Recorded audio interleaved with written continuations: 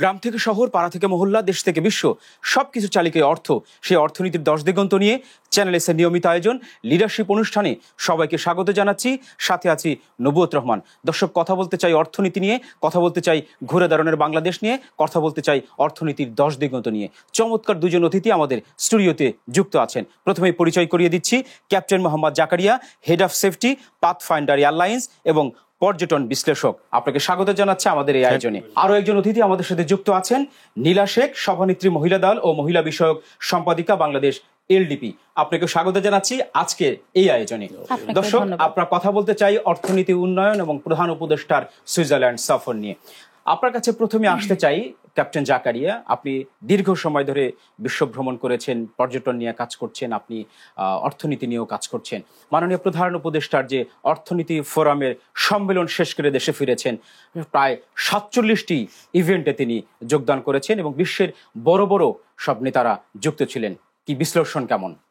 আমাদের সবার প্রিয় নোবেল বিজয়ী ডক্টর মোহাম্মদ ইউনূস, উনি সুইজারল্যান্ডে গিয়েছিলেন এবং আজকে সকালে মনে আসছেন দেশে, এবং উনি সফলতার সাথে এই মাত্র কয়েকদিনই 47টা ইভেন্ট উনি ফেস করেছেন। এটা একটা বিশাল ব্যাপার, নোট এ ম্যাটার উদ্যোগ। ওনার যে এনার্জি, ওনার যে ইচ্ছা, সেটাকে আমি অবশ্যই স্বাগত জানাই। আমাদের দেশের ভাবমূর্তি উজ্জ্বল হয়েছে।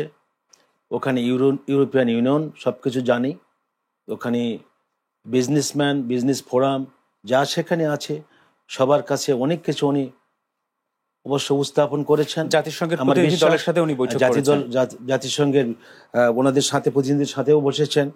তা আমার মনে হয় আমাদের দেশের জন্য এটা একটা ভালো সাইড।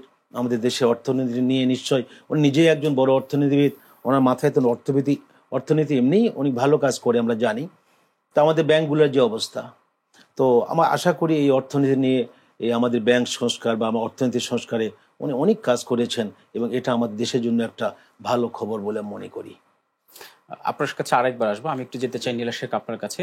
আপনি একজন রাজনৈতিক কর্মী, মাঠের কর্মী। অন্তর্বর্তী সরকার আসার পরে, একটা গণ অভ্যুত্থানে আসার পরে তার কাছে যে প্রত্যাশা ছিল, সে সংস্কার কমিশন গঠন করেছে, বেশ কিছু সংস্কার প্রস্তাবও পেয়েছেন। আপনার কাছে কি মনে হয় তাদের কাছে প্রত্যাশা কেমন ছিল? অন্তর্বর্তীকালীন সরকার, ডক্টর ইউনূস স্যার অত্যন্ত ভালো লোক, সেটা নিঃসন্দেহে আমরা স্বীকার করি মন থেকে, অন্তর থেকে। তবে বর্তমান সরকারের কাছে আমাদের যেটা আশা ছিল, আমরা মোটামুটি এখন সফলতার মুখ আস্তে আস্তে দেখতে পাচ্ছি। তো রাজনীতির মাঠ এখন আমাদের বর্তমানে অতটা ভালো যাচ্ছে না, খারাপ। তার কারণ হচ্ছে বিভিন্নভাবে দেখা যাচ্ছে যে ফ্যাসিস্ট সরকারের কিছু অনুসারীরা, যাদের ফেস ভ্যালু নয়, মানে তারা গোপনে বিভিন্ন দলের সাথে যুক্ত হওয়ার চেষ্টা করছে।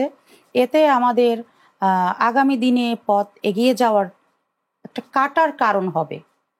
আমরা মনে করি যে এই জিনিসগুলো প্রশাসনের দৃষ্টি আকর্ষণ অবশ্যই করছি এবং আমাদের উপদেষ্টাগণদের দৃষ্টি আকর্ষণ করছি যে এই জিনিসগুলো খুব সতর্কতার সাথে মোকাবেলা করতে হবে এবং আমরা তাদের কাছে আমরা আশাবাদী যে তারা আমরা যতগুলো রাজনীতির দল এখন মাঠে আছি, রাজপথে আছি, আমাদের এটা অনেক হেল্প হবে যদি তারা এটা মনিটরিং করে যে ফ্যাসিস্ট হাসিনার কোনো লোক যেন আমাদের কোনো দলে কোনোভাবে কোনো সহযোগিতা নেওয়ার সুযোগ না পায়, বা তাদের কিছু উপদেষ্টাগণেরা, যারা আমরা দেখেছি বিগত দিনে যে পারিবারিক দিক দিয়ে আর্থিক অবস্থা তাদের অত ভালো ছিল না, তারপরে হচ্ছে তারা অত স্টাবলিশও না, তাদের পড়াশোনা করতেও কষ্ট হয়েছে আমরা দেখেছি।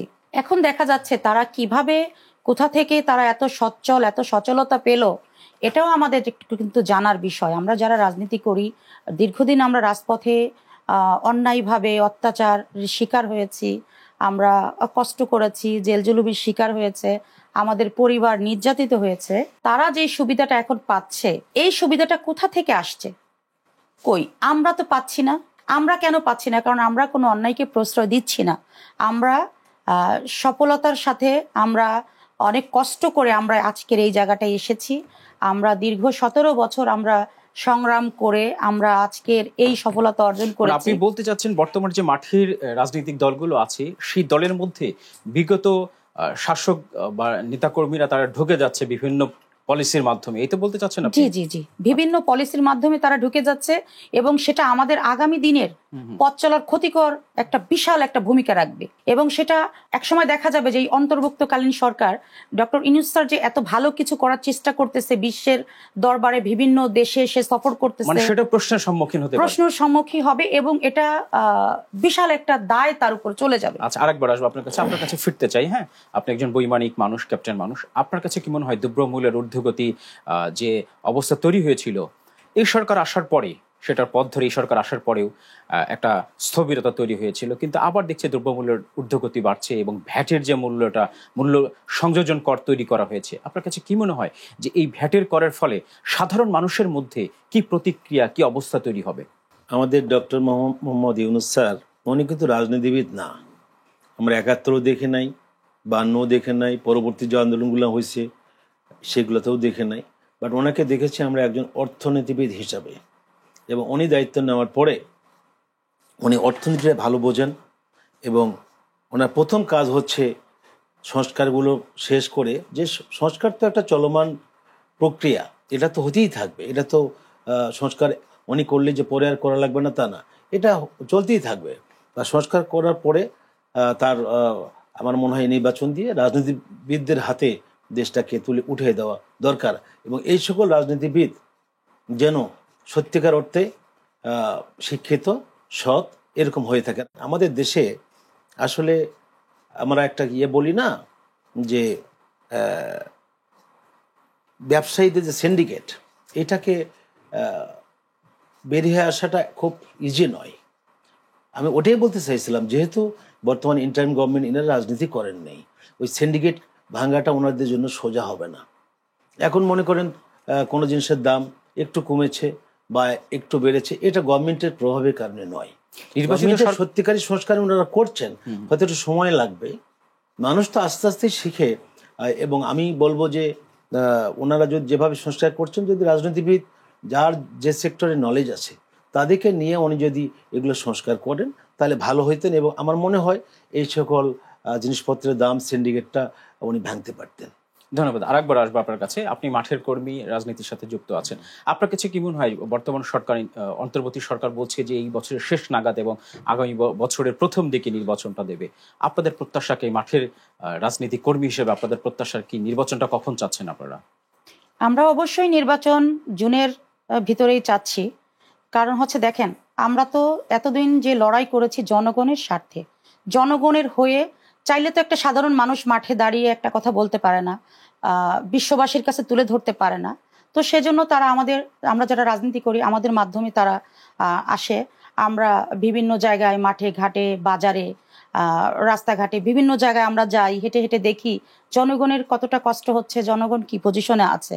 তো সেক্ষেত্রে আমরা দেখেছি যে বর্তমানে প্রতিটা জিনিসের যেভাবে দাম বাড়ছে, বিশেষ করে বর্তমানে এখন যে আমাদের যে ভ্যাটটা জনগণের কাঁধে চাপিয়ে দেওয়া হয়েছে, এটা জনগণের জন্য খুব কষ্টকর একটা বিষয় হয়ে গেছে। কারণ হচ্ছে যে প্রতিটা জিনিসের যেভাবে দাম বাড়ছে সেই হিসাবে তারা স্যালারি পাচ্ছে না, তাদের ব্যবসায় আয় বাড়ে নাই। তো তারা যখন এইভাবে ভ্যাট দিবে তখন এই সাধারণ জনগণগুলো খুব কষ্টে থাকে। আমাদের যারা উপর শ্রেণীর যারা আছে, উপর লেভেলের যারা আছে, আসলে মাঠ পর্যায়ে তো তারা বাজারে, মাঠে ঘাটে তারা আসে না। আমরা যারা মধ্যবিত্ত আছি, আমরা বিভিন্ন জায়গায় মাঠে ঘাটে বাজারে যাই, আমরা জানি সাধারণ জনগণগুলোর কত কষ্ট, তারা কিভাবে এই নির্যাতনের শিকার। বাজারের থেকে একটা জিনিস কিনতে যে যখন কিনতে না পারে, তার মনে চায় যে জিনিসটা আমার বাচ্চাকে নিয়ে আমি খাওয়াবো, যখন সে টাকার জন্য কিনতে পারে না তখন ওই বাবার দিকে তাকানো যায় না, ওই মায়ের দিকে তাকানো যায় না। কোনো বাবা মা কিছু খেতে চাইলো সন্তানের কাছে, তখন দেখা যাচ্ছে ওই সন্তান একটা জিনিস কিনতে যাচ্ছে, তার পকেটে সেই পরিমাণ টাকা নেই। গতকালকে হচ্ছে কমলা বা আপেল 200 টাকা ছিল বা 300 ছিল, সেটা 50 টাকা বেড়ে গেছে। তাহলে এই সন্তানটা যখন বাবা মাকে এই খাবারটা কিনে দিতে পারছে না, তার সন্তানকে দিতে পারছে না, তখন একমাত্র সেই জানে তার হৃদয়ের ভিতরে কি হয়ে যায়, কি ঝড় তুলে, সেটা যারা আমরা সাধারণ জনগণ, আমরা সাধারণ যারা মাঠ পর্যায়ে আছি, সাধারণ নেতা নেতৃবৃন্দ যারা আছি, আমরা কিন্তু সেটা দেখতে পাই। আমরা বাজারে যাই, আমি নিজেও মাঝে মাঝে আমি বাজারে যাই, আমি দেখি, ইচ্ছা করে আমি ঘুরি বাজারে, চারিদিকে আমি ঘুরি, দেখি সাধারণ জনগণ কিভাবে বাজারঘাট করছে, তারা কি বলতে চাচ্ছে। আমি জিজ্ঞেস করি যে আপনি এটা কিনতে পারলেন না কেন? তখন খুব দুঃখের সাথে বলে যে আমি এই জন্য কিনতে পারিনি, আপনারা তো রাজনীতি করেন, আপনারা একটু দয়া করে আমাদের হয়ে কথা বলবেন, আমরা তো পারছি না, আমাদের দেওয়ালে পিঠ ঠেকে যাচ্ছে। তো আমি ডক্টর ইউনূস স্যারের প্রতি আমার আবেদন থাকবে আমাদের এই আজকের প্রোগ্রামের মাধ্যমে, সেটা হচ্ছে অরিজিনালি যারা রাজনীতি বোঝে বা দেশ সম্বন্ধে যাদের অভিজ্ঞতা আছে পরিচালনা করার মতো, সেরকম লোকদেরকে সে উপদেশটা দায়িত্ব দিবে। আমরা যেতে চাই ছোট্ট একটা বিজ্ঞাপন বিরতিতে। দর্শক, আপনারা দেখছেন লিডারশিপের এই আয়োজন। যেতে চাই ছোট্ট একটা বিজ্ঞাপন বিরতিতে।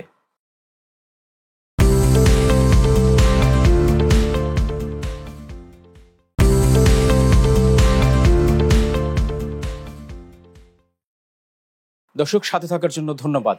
আমরা কথা বলছি অর্থনীতি উন্নয়ন নিয়ে।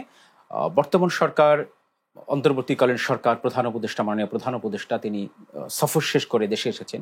তার কাছে আসলে প্রত্যাশার চাপ অনেক বেশি। অর্থনীতি সংস্কার করার জন্য তিনি বিভিন্নভাবে চেষ্টা করছেন, বিভিন্ন দেশ ঘুরে ঘুরে অর্থনীতিকে সমৃদ্ধ করতে চাচ্ছেন।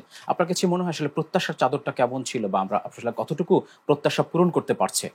সেটা এখন বলা সম্ভব নয়, বাট প্রত্যাশা অনেকটা যে পূরণ হয়েছে এটা অনুভব করা যায়। কারণ যখন জাতিসংঘের প্রতিনিধি বা ইউরোপিয়ান ইউনিয়ন এবং সুইজারল্যান্ডের সরকারি বেসরকারি সব লোকের সাথে উনি এতগুলো মিটিং করেছেন, অবশ্যই আমাদের প্রত্যাশা অবশ্যই পেয়েছি, অনেক কিছু পেয়েছি, যেটা আস্তে আস্তে আমরা ওনার কাছ থেকে বা ওনার সহকারীর কাছ থেকে বা ওনার প্রেস সচিবের কাছ থেকে আমরা জানতে পারবো। এটা কথা। আর আগে আপনি একটা কথা বলছিলেন, ট্যাক্স নিয়ে কথা বলেছিলেন। জি, ভ্যাট ট্যাক্স। দেখেন, আমি বিষয়ে আমি ইনক্লুড করতে চাই, সরি আমি মিস করেছিলাম। দেখেন, আপনি বিদেশের দিকে তাকান, সেখানে কিন্তু মানুষ শখ করে ট্যাক্স দেয়। আর আমি একটা মানুষ, আমার হয়তো ইনকাম কম, আমি কিন্তু ট্যাক্স দিই, আমি কিন্তু 2-3 লাখ টাকা ট্যাক্স দিলাম, আমাকে কিন্তু বলতে হয়নি কাউকেই। কিন্তু একজন মানুষ যখন অভাবে আসে, তার কাছে আপনি ট্যাক্স নেবেন কেন? ট্যাক্স তো দিবে আপনার খরচের যেটুকু অবশিষ্ট থাকবে সেখান থেকে আপনি ট্যাক্স দিবেন, তাই না? কিন্তু ট্যাক্স আপনি যদি একটা গরিব মানুষের উপর চাপিয়ে দেন, এটা কিন্তু আমার মনে হয় এটা কোনো লজিক্যাল হবে না। এটা মানে একজন নাগরিক হিসাবে আমি বলবো যে এটা করা উচিত নয়। এনবিআর কিন্তু বলছে যে ভ্যাটটা বৃদ্ধি করা হলো। আমরা কিন্তু ভ্যাট নিয়ে কথা বলছি। এই যে আপনার অর্থ বছরের মাঝামাঝিতে এসে যে ভ্যাটের যে ঊর্ধ্বগতি, যে ভ্যাট যেটা 5% ছিল সেটা 15% করা হয়েছে। এর অর্থ হলো যে বাংলাদেশের যে অর্থনীতি একটা চাপ আছে, আইএমএফ এর একটাকে রিকভার করার জন্য করা হচ্ছে। কিন্তু আমার প্রশ্ন হচ্ছে, যারই সমর্থন নাই, যে সমর্থন না, নট ক্যাপাবল, সে কিভাবে ট্যাক্সটা দিবে? আর একটা কথা হচ্ছে, যারা ট্যাক্স দিচ্ছে আমরা শখ করে, আমরা কিন্তু একটা প্রশংসা চাই, সবসময় প্রশংসা চাই। বড় একটা কোম্পানি, ছোট কোম্পানি, চাকরিজীবী লোক, কষ্ট করে আমরা ট্যাক্স দিচ্ছি, আমাদের প্রশংসার জায়গাটা কোথায়? সারা জীবন ট্যাক্স দিয়ে গেলাম, কিন্তু গভর্নমেন্ট তো আমাদেরকে বিনিময়ে কিছুই দেয় না। আমি একজন চাকরিজীবী, আমি হয়তো আমার বাচ্চাকে লেখাপড়া করার পরে, সংসার চালানোর পরে আমার কোনো তেমন টাকা থাকে না, বাট আমি কিন্তু ট্যাক্স দিচ্ছি, ইচ্ছা করে আমি 2-4 লাখ টাকা ট্যাক্স দিচ্ছি। তাহলে আমি কি তার প্রশংসা চাই? আপনি বলছেন ছোট যে ট্যাক্স পেয়ার আছে তাকে একটা সম্মাননার আওতায় আনা হয়, তাদেরকেও দাবিদার। আমার মনে হয় তারাও একটা প্রশংসার দাবিদার। আপনি বিশ্বের বিভিন্ন দেশে ভ্রমণ করেছেন, বিভিন্ন দেশে গিয়েছেন, তারা আসলে উৎসাহিত হয় কেন যে ট্যাক্স পে করতে? নিজের স্ব ইচ্ছাতেই কিন্তু ট্যাক্স পে। তাদের প্রথম কথা হচ্ছে তাদের দেশপ্রেমটা বেশি। তারা দেশের যে বর্তমান যে অবস্থা, আমাদের ট্যাক্স চেয়ে নিতে হচ্ছে কেন? মানুষ কিন্তু ট্যাক্স শখ করে দেওয়ার কথা। আর এই শখ করে কখন দিবে? যখন আমরা সলভেন্ট থাকবো, যখন আমাদের পকেটে টাকা থাকবে, তখন আমরা ট্যাক্সটা আমরা ইচ্ছা করি বেশি বেশি দিব। আমি যে এত ত্যাগ স্বীকার করে আমি ট্যাক্সটা দিচ্ছি, এর বিনিময়ে আমাকে গভর্নমেন্টে কিছু না কিছু আমার 20 বছর পরে হোক, 50 বছর পরে হোক দেওয়া দরকার, যেটা দিয়ে আমি বেনিফিট হবো এবং আমি পরিবারকে বলতে পারবো আমি ট্যাক্স দিয়ে আসছি, গভর্নমেন্ট আমাকে এই ক্রেসটা আমাকে দিয়েছে। আমার 500 টাকার ক্রেস দেখ, আমাকে একটা চিঠি দেখ, বা আমাকে একটা বেনিফিট থাকবে যে হ্যাঁ গভর্নমেন্ট এই কাজগুলো করতে গেলে গুড ট্যাক্স পেয়ার হিসাবে আপনাকে সার্টিফিকেট দেওয়া হলো। তখন মানুষ মানে উৎসাহ পাবে। মানুষকে উৎসাহিত করতে হবে ট্যাক্স পে করার জন্য। আচ্ছা, ধন্যবাদ। আপনার কাছে আরেকবার আসবো, আপনার কাছে একটু ফিরতে চাই। হ্যাঁ, স্বাধীনতার আমরা প্রায় 54 বছরে আছি। হ্যাঁ, এই যে 12টা আসলে নির্বাচন হলো, জাতীয় সংসদ নির্বাচন হলো, বিভিন্ন সময় বিভিন্ন দল ক্ষমতায় এসেছে, আসলে জনগণের প্রত্যাশাটা সবাই পূরণ করতে পেরেছে কিনা, বা আমরা যেখানে যাওয়ার কথা ছিল, আমি পাশের দেশ বলি বা আমরা এই আমাদের আশেপাশের দেশগুলোকে বলি, তারা কিন্তু স্বয়ং সম্পন্ন হয়েছে, এগিয়ে গেছে আমাদের চেয়ে অনেক বেশি। অথচ স্বাধীনতা আমাদের খুব কাছাকাছি সময়, আমাদের 54 বছরে এসেও আমাদের আসলে অর্থনীতি ওইভাবে মজবুত হয়নি, আমাদের যে চাওয়া পাওয়াগুলো মজবুত হয়নি। এই যে সংস্কারগুলো করা হয়েছে, আসলে বিগত দিনে যে বিভিন্ন রাজনৈতিক দল ছিল, তারাই কেন সংস্কারগুলো করে নাই? আপনার আসলে মন্তব্য কি?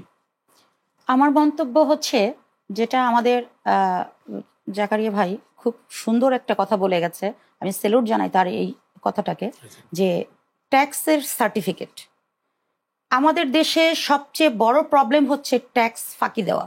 বড় বড় মিল, ফ্যাক্টরি, ইন্ডাস্ট্রি যেগুলো আছে, এরা সরকারকে একদম লিগেলভাবে ট্যাক্স দেওয়া থেকে তারা সীমিত ট্যাক্স দিয়ে পিছন দিয়ে বেরোয় যাচ্ছে।